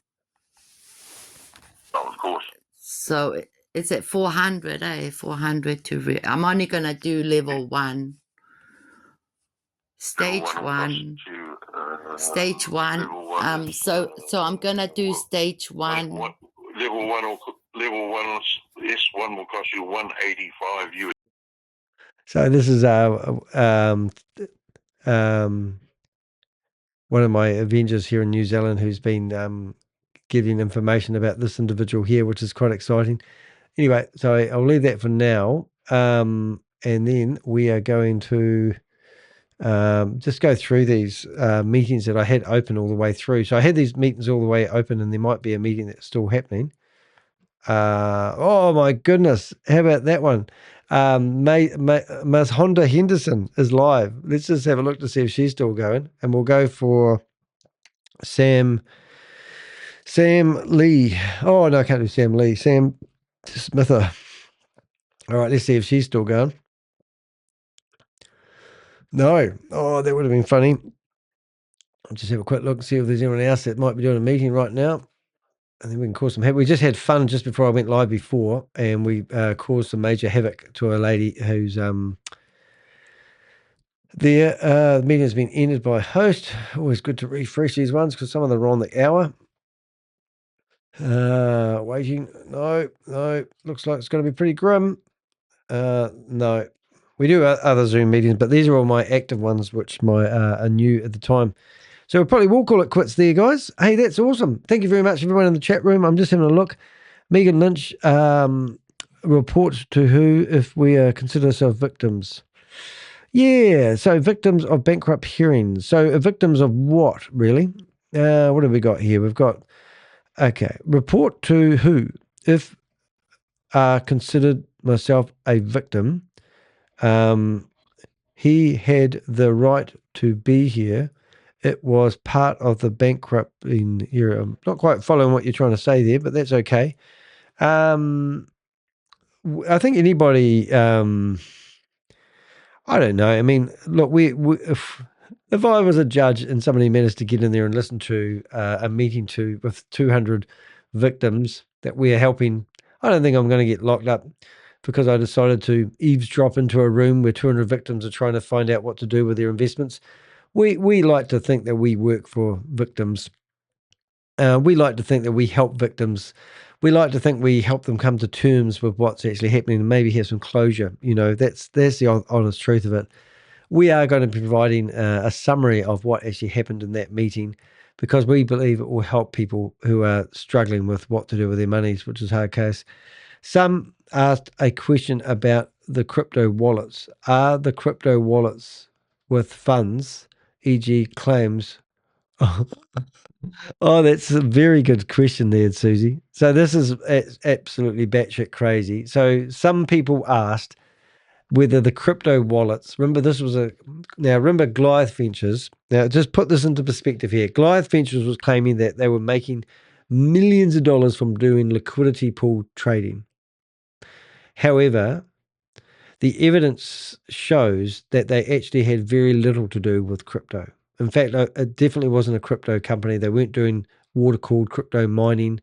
They were given the illusion to people that they were generating returns on their investments for doing so. So people are now thinking that this is a crypto company and there is a large pool of crypto sitting there that is untouched. Now, if we go back to Jonathan, who won't come on live and talk to me, even though I've got my speaker open here for him to jump on stage, what he's alleging is that a company that brought in 328 million, who also paid back the early investors. So let's just say 100 million, maybe 150 million dollars was paid back to investors from the capital they received. Who knows? But let's just say Christopher was doing trading, liquidity pool trading. There's no proof of that. Let's just say he was actually doing water-cooled crypto mining. There's no proof of that. But all of a sudden, he's generated so much money that people like Jonathan Manson believe there's $1 billion locked up in crypto. There's no evidence of that. So how did he generate that money? Because if he did do that, then we need to give that guy a Nobel Prize. So it's batshit crazy to actually allege that Christopher has turned $328 million into $1 billion worth of hidden crypto that no one knows where it is. And then he's decided to also go and help with the investigation. So this is the part that will hurt most people who have hope that there's crypto. So Christopher has handed himself in to the investigators that I instigated and started helping with the investigation at least 3 weeks before he handed himself in. And now he's in his $8.5 million house with his ankle bracelet on. I mean, do you not think that sounds... So let's just say, I'm just trying to be devil's advocate here and say, well, let's say Danny missed it. Let's say Christopher was an amazing individual and he did manage to turn $328 million into $1 billion. How did he do it? And why did he blow money like it was water? Why did he spend $25 to $35 million in a year on lifestyle marketing? Why did he pay $200,000 to the Orlando Economic Partnership Organization to give him credibility? He gave a lot of money away to charities. He pledged $2 million for Jackie Segal's fentanyl day stuff in the White House. Allegedly, he paid $250,000 to get to be in that dinner. So we heard. He stood up, made an ass of himself, and said he's going to pledge $2 million. How much of that money did he pay? Well, $250,000. Still owes them $1.65 million. Is that right? 750, whatever it is, a lot of money. I'm not used to that money. You know what I'm saying? So all this doesn't add up. So where's the common sense come into these equations? Doesn't it make more sense to say that he was just taking new investor money and paying old investors, hoping that his team of merry men that weren't qualified professionals, they're all a bunch of amateurs. We've got firemen that are now executives who have been, they're called partners in the company. Partners with no control of a company isn't a partner. That's just a label. You got Tomo that was allegedly getting paid $500,000 a month, feeding it into rejuvenation or clinic that he has, which was in a court case where he's just had to pay $224,000 because he's pinched somebody else's brand when he was meant to be purchasing a franchise. He decided just to pinch the franchise model and start his own company. He lost that in court. Now, that guy is meant to be feeding $400,000 into his business, not anymore. That doesn't have that many clients knocking on the door. You got Mike living in Dubai, who's trying to start up some other company, still acting like he's in the gentleman's club, trying to rub shoulders. They all learn from each other. It's absolutely disgusting. So what have we got there? I said the receivers, so Goliath Ventures receiver. Goliath Venture receiver. Goliath Ventures receiver at gmail.com is the email. Someone asked, do people who worked with Goliath employees receive money restrictions at the same as victims? Receive money restrictions. What is it? Do people who worked with Goliath employees receive money / resolution? Resolution, is that the word I'm looking for? Resolution? I think it is. Resolution as the same as victims. Restitution. Restitution. Oh my God. Oh, that's interesting. So what, basically people have not been paid their wages. Is that right? Right. And the other one, answer, likely not the same treatment. Victims here, victims or investors. That's what I don't like the word victims. I like to call them investors. Mainly means investors. Well, there you go. Employees' claims, if any, will be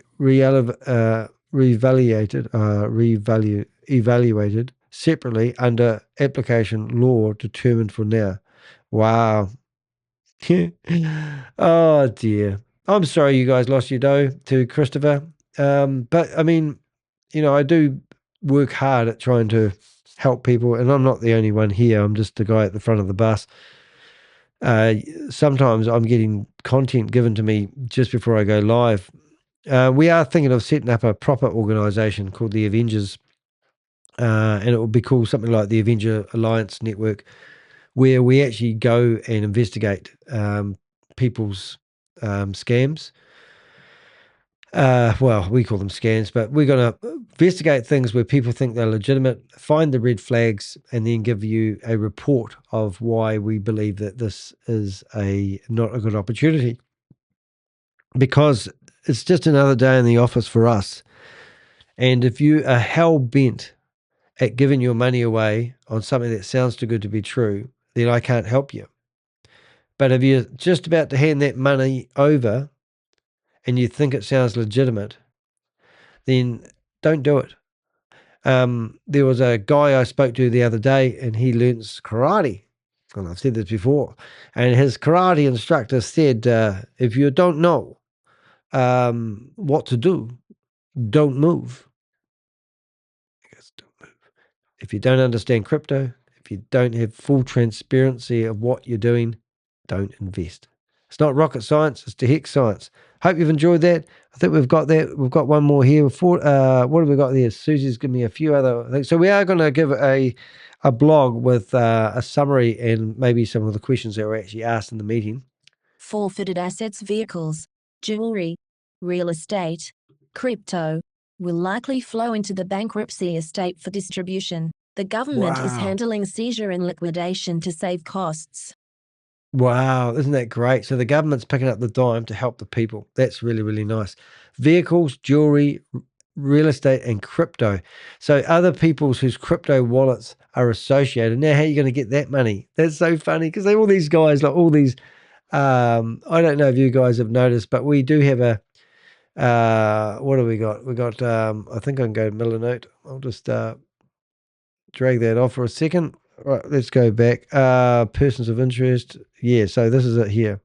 Okay, so we'll go back. We'll go here. So just before we go off. So these are the persons of interest that we've got.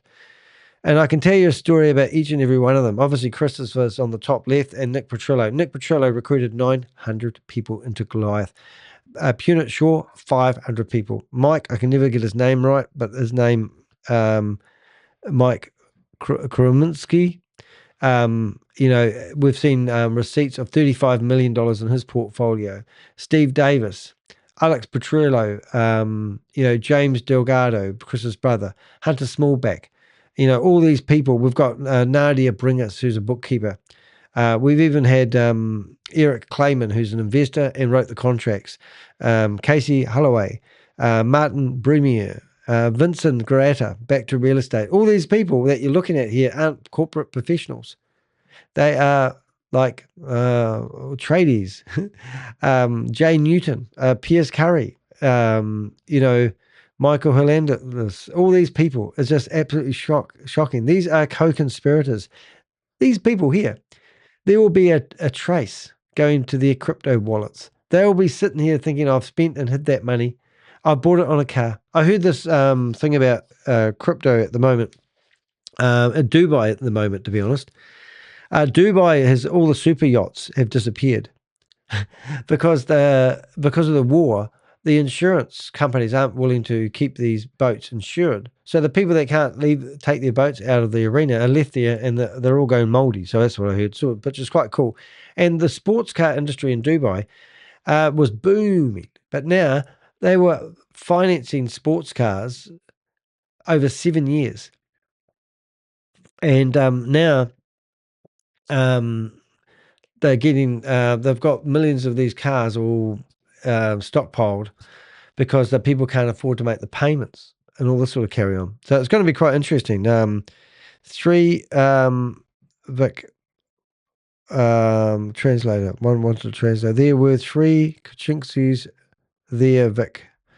Someone with Mike last name was in the courtroom. Yes. Well, I know that person. I won't tell her who it is, but it's a family friend. A family friend that got recruited, and I spoke to them, and they want to go after these boys, hammer and tong. And they said, I don't care if they're family. They lied to me. These Ponzi schemes, you got to think about it. You might be sitting here thinking, yes, I'm keeping my mouth shut. If you haven't put a proof of claim in, please do put that proof of claim in. If you get stuck, let me know. But my point is, there is family members that have been wronged by other family members, and they're not sitting there quietly. There's lots of stories going on. I still have a lot of information in here that I can't share here. And to be honest, you guys will be the first to know as soon as I can open up my mouth and tell you how it is. But in the meantime, I've enjoyed my live. I enjoy what I do. So if you can support the work that I do in my Avengers, please do think about offering us some form of donation. I don't like to be begging here for money, but I do need to keep the doors open. Donations are more than welcomed. Promise I will spend it on researching and busting scammers. I don't drink at the moment. I've stopped drinking. Haven't had a drink for about 2 months. But anyway, I'll see you in the next live. Thanks for watching. See you later, girls and boys.